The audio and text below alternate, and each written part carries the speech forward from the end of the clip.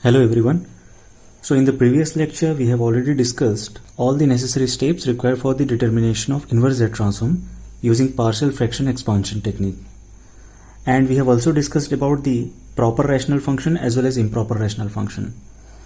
So today we will solve one numerical using partial fraction expansion technique. So a function is given as g of z is equal to 2z square plus 2z divided by z square plus 2z minus 3. For the ROC conditions, mod z greater than mod 3, mod z less than mod 1, and mod z lies between 1 and 3.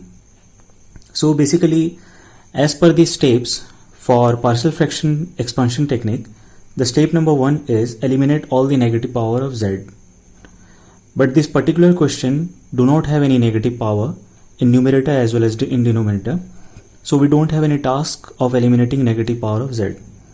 So we'll basically start from the step number 2. So we will write this particular function in the form of g of z by z. So g of z by z is equal to 2z plus 2 divided by z square plus 2z minus 3. Now we can see here that the highest power of numerator is 1 and the highest power of denominator is 2. As we discussed in the previous class, the highest power of numerator is represented with capital M and the highest power of denominator is represented in capital N. That means this particular function is in proper form, or you can say proper rational function. So we will jump to the step number 2. We don't need to go for the long division as it is already in proper form. So step number 2 is factorize the denominator. So we will factorize the denominator as z square plus 3z minus z square plus 3z minus z minus 3. So g of z by z is equal to 2z plus 2 divided by z into z plus 3 minus 1 into z plus 3, which can be written as 2z plus 2 divided by z plus 3 into z minus 1. So we have two poles. The first pole is at minus 3 and the second pole is at 1. Now step number 3 is perform partial fraction. So g of z by z is equal to 2z plus 2 divided by z plus 3 into z minus 1 can be written as the constant a divided by z plus 3 plus constant b divided by z minus 1. Now let us calculate the constant. The constant a can be calculated as z plus 3 into g of z by z, where g of z by z is 2z plus 2 divided by z plus 3 into z minus 1 multiplied with z plus 3. Now we will solve it for z equal to minus 3 and the result will be 1. In the same way we will calculate the constant, the coefficient b. So constant b can be calculated at z minus 1 into g of z by z, which is equal to z minus 1 into 2z plus 2 divided by z plus 3 into z minus 1. And we will solve for b for z equal to 1, which is also equal to 1. So basically we got g of z by z is equal to constant a, which is equal to 1 divided by z plus 3 plus constant b, which is equal to 1 divided by z minus 1. Now to solve this particular question, we need to recall the two z transform pairs. As we know, the z transform of a to the power n u of n is always z by z minus a, and the region of convergence is mod z greater than a. Or we can say the system is Kazal system. Now if the sequence is minus a to the power n u of minus n minus 1, then again the z transform is same, which is z by z minus a, but the region of convergence is mod z less than a. And this is for non-Kazal sequence.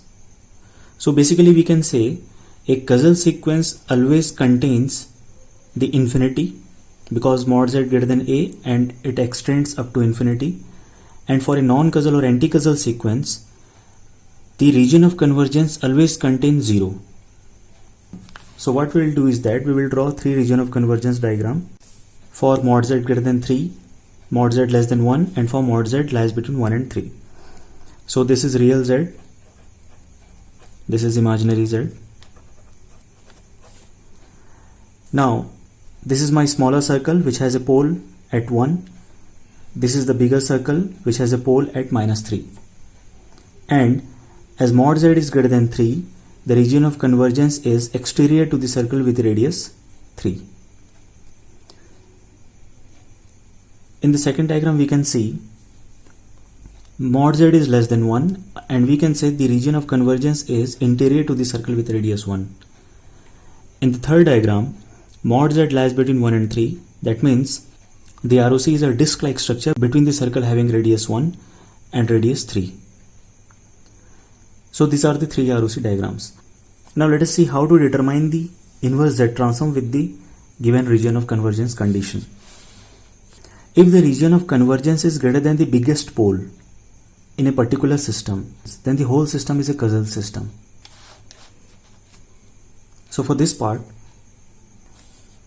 the function g of n can be written as minus 3 to the power n minus 3 to the power n u of n plus for z by z minus 1 it is u of n, or you can say minus 3 to the power n plus 1 whole into u of n, as it is Cauchy for both the poles. Now let us see the second condition. If the region of convergence is smaller than the smallest pole, then it is anti-Cauchy for the whole system. So for anti-Cauchy system, the sequence can be written in the form of minus a to the power n u of minus n minus 1. So it can be written as for z by z minus of minus 3, minus of minus 3 to the power n u of minus n minus 1 minus for second part minus of u of minus n minus 1, which can finally be written as minus whole into minus 3 to the power n plus 1 u of minus n minus 1. Now the third condition, which is very important, is mod z lies between 1 and 3. That means the region of convergence is Cauchy for the pole 1 and it is anti-Cauchy for the pole 3. So we have to write down the Cauchy inverse Z transform for this part and anti-Cauchy inverse Z transform for this part. So the sequence will be minus of minus 3 to the power n u of minus n minus 1, which is anti-Cauchy, plus u of n, which is Cauchy. So in this way we can determine the inverse Z transform using partial fraction expansion technique for various conditions of region of convergence. Thank you.